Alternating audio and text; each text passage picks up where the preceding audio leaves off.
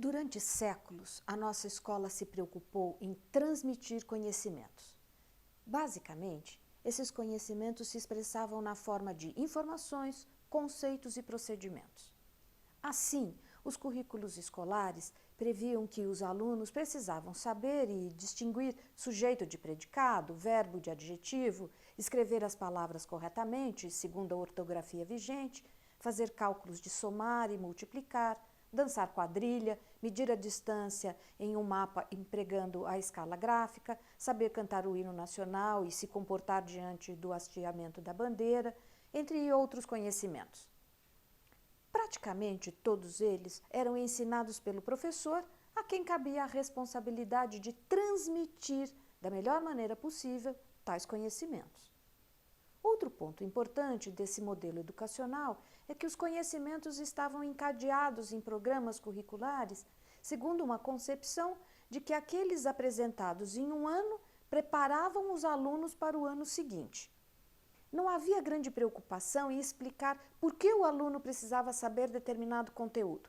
Bastava acreditar que isso o ajudaria a cursar o ano seguinte, quando aprenderia algo que o ajudaria posteriormente. Por isso, dizemos que a concepção desse tipo de currículo é propedêutica, ou seja, está a serviço de uma suposta formação para um nível superior de educação. O primário, então, servia para preparar para o ginásio. O ginásio preparava para o colegial e esse para o ingresso na universidade. Sendo, portanto, preparatório, estava implícita a ideia de que ao final de cada etapa alguns estariam aptos para prosseguir a trajetória escolar, enquanto outros ficariam pelo caminho. Dependeria do mérito, do empenho do aluno seguir na escola. Aprender era visto como uma aptidão. A responsabilidade da escola e do professor era então a de ensinar. Já aprender era obrigação do aluno. Por isso que a reprovação não era encarada como uma distorção, mas algo como natural para aquele que não conseguia acompanhar o ritmo das aulas.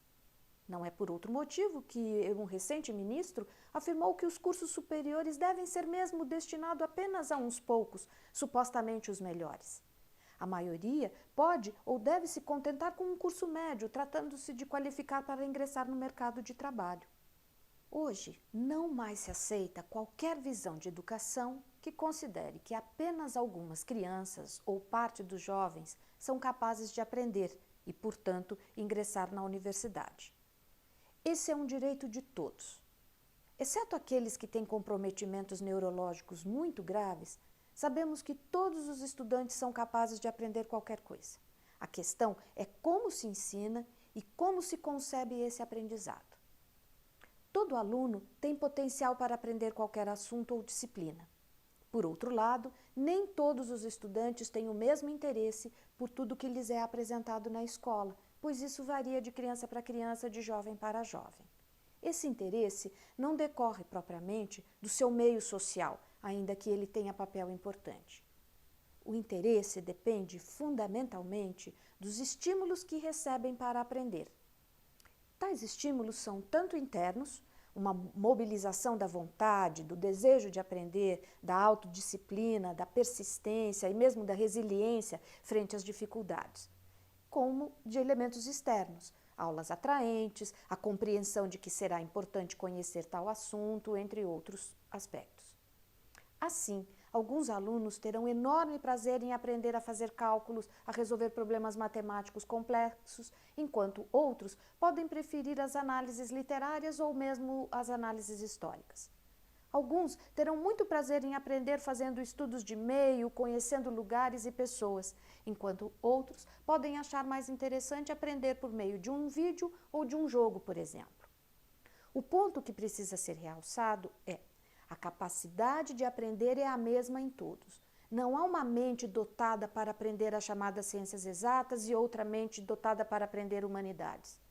Meninas podem ser ótimas estudantes de matemática e ciências.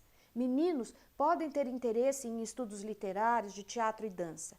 A escola joga um papel crucial no rompimento desses estigmas que leva muitas meninas muito cedo a acharem que geometria não é coisa para elas, ou que só os homens podem ser grandes físicos, engenheiros ou dirigirem grandes empresas. Para que meninos e meninas entendam que eles podem ser o que eles quiserem, a escola precisa lhes dar condição de aprender cada vez mais e melhor. E isso só é possível se forem capazes de desenvolver sua capacidade de pensar. E pensar por conta própria, não pela cabeça dos outros, mesmo que essa cabeça seja de seu professor.